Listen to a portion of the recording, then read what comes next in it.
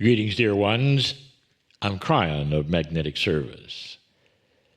Did you know that the Indigos were emerging, and it's right on time? Let's back up and talk about this subject, and it's one of my favorites. It has now been 25 years since the information was released on the Indigo children. My partner wrote a book, written in 1999 and released shortly thereafter, about a new kind of child.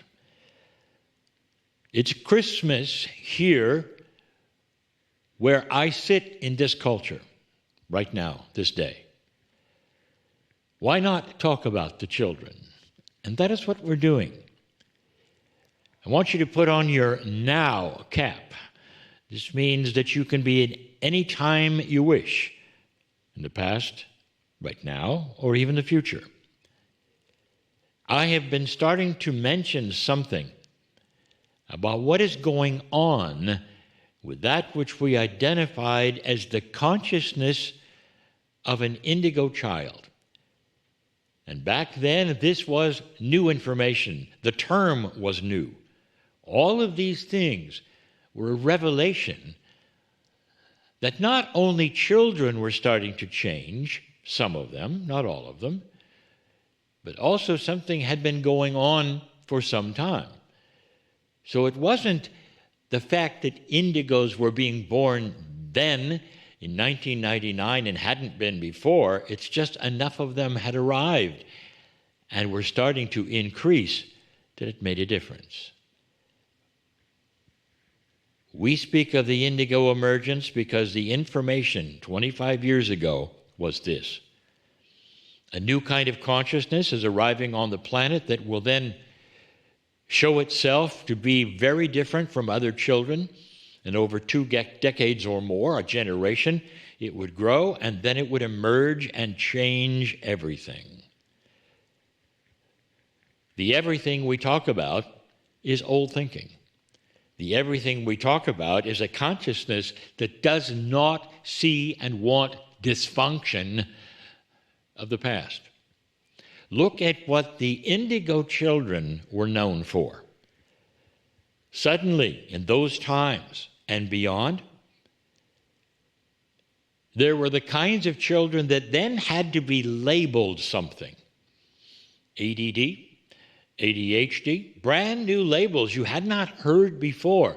And of course, the accompanying drugs that would suit them best. Actually, it suited the parents best. A kind of child that did not want to behave in the fashion of, you would say, the generation norms, where school was not appreciated. School was not anything that was actually desired. And what I mean by that is school was often a social time the children loved. And it was a time where learning was done and much family was involved, but not with the indigo, because the indigo saw school as dysfunctional and acted out accordingly. And it wasn't just a few. It was almost an entire generation. Do you remember that? Are you an indigo, perhaps? And it goes further than that. An indigo was one who saw family as also dysfunctional quite often. And the reason for all of this was a reaction to old energy, a reaction to the way things were and had been for hundreds and hundreds of years, and they hadn't changed. Do as I'm told is the paradigm. Don't ask me why is the paradigm. Here is what you're supposed to do, how you're supposed to act, and what you're supposed to be tolerant of, even though it's dysfunctional. And the indigos almost uniformly said, no, thank you. This is not something that I bring to you that is esoteric. This is the history, right here, of where I sit in this country. And I told you back then that this particular consciousness would grow, mature into the adults that started to be able to run things. That is the emergence that we are starting to see. This is the gift I'm going to give you this Christmas. The idea that there is more than just light here on this planet that is starting to show. There's more than just an awakening because the energy is starting to shift. There were seeds planted 25 years ago. Seeds of consciousness within the DNA of so many individuals that would then emerge now. And what would those individuals do? Let me ask you, what do you need the most in your culture right now? What do you need the most, perhaps, that history never gave you? And the first is the recognition of dysfunctional paradigms and the change that you could make to them. A child has to endure them. An adult who understands what they are and has gone through them can begin to change them. Because an adult then does interesting things that a child cannot. They have their own family. They can then rewrite what happened to them and change that. Adults become then the educators, the teachers, the deans of schools, the principals. They're Indigos. And they can look around and slowly start to change the very system that was dysfunctional and still is to some degree. And we said this would happen, that when Indigos grew up and became accountable, responsible, and started their own families and started their own careers, they would see the dysfunctions and bring it to the attention of those who might be able to do something about it. Now, there's still another kind of a fight, a dark and light battle as adults, as they look at the paradigms they're in, and they become the teachers and the principals, and now they are able to poke at the system and start to change that which the children were asked to do or how they were asked to do it. Children today, dear ones, not a lot different in the old energy, go to school and expect certain kinds of things. What they don't get and have not received is the ability to choose more of what they're able to study, how they're able to study it, how long they study it, and reward systems of being able to study with others, help others, and have a day off or two. These are the kinds of things, dear ones, that enable a school, and not just put children in to learn, supposedly, to push their pencils around and give the answers that they have memorized to the teachers and learn very little. This is the Indigo, the new emergence of the Indigo teacher in school. But there's more. What about the one that decides, I'm going to study and run for office in this great land? And they start doing that very thing.